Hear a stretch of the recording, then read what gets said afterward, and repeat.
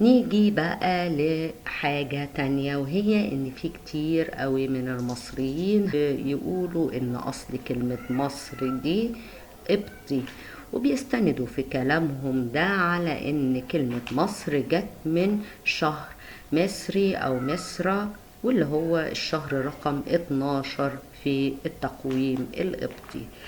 وده على أساس إنهم بيترجموا كلمة مصر بمعنى ولاد الشمس أو صغار الشمس أو صغار رع، على أساس الكلمة مقسومة لميسي ورع. فميسي بتعني ولاد أو صغار، ورع زي ما احنا كلنا عارفين بتعني الشمس على حسب المخصص.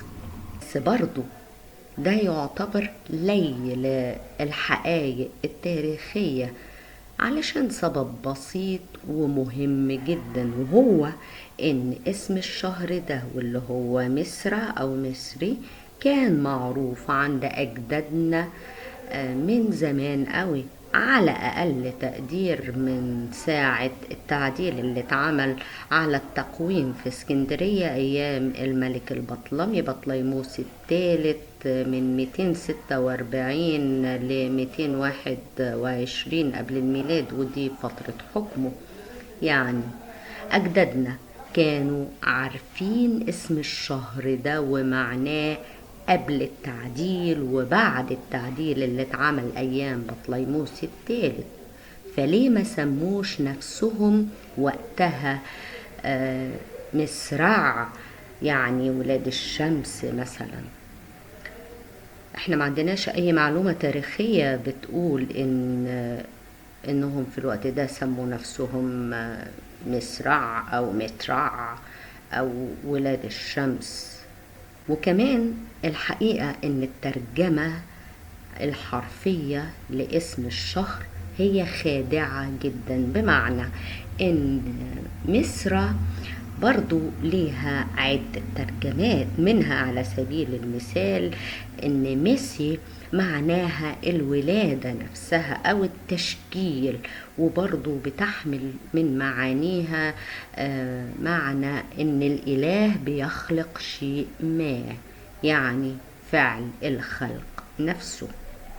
اللي عايزة اقوله ان ترجمتها برضو ممكن تحتمل معنى ولادة الشمس نفسها أو تشكيل الشمس نفسها، خصوصا وإنه الشهر رقم 12 في التقويم القبطي، واللي قبل الشهر الصغير واللي بيبقى فيه احتفالات السنة الجديدة، واللي بتبقى في أول توت، واللي المفروض إن في الوقت ده بيظهر في الأفق نجمة السبتة أو الشعر اليمنية.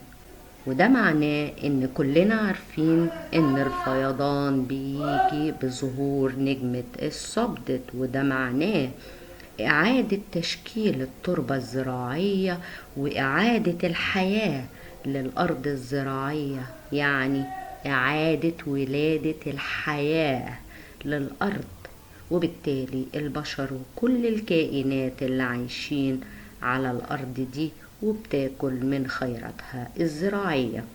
اللي عايزة أقوله إنه المفروض إننا نربط ما بين الاسم والحدث نفسه، مش نترجم ترجمة حرفية ونسكت على كده ونريح دماغنا، علشان أجدادنا ما كانوش كده. أجدادنا كانوا في منتهى الدقة مع الكلمات والأسماء واللي ليها مدلولات ومرتبطة بالبيئة المحيطة، زي أسماء الشهور. عموما ده بالنسبة لي الربط المنطقي ما بين الأشياء. مش عارفة بالنسبة لحضراتكم ممكن يكون إيه. تحياتي وسلام.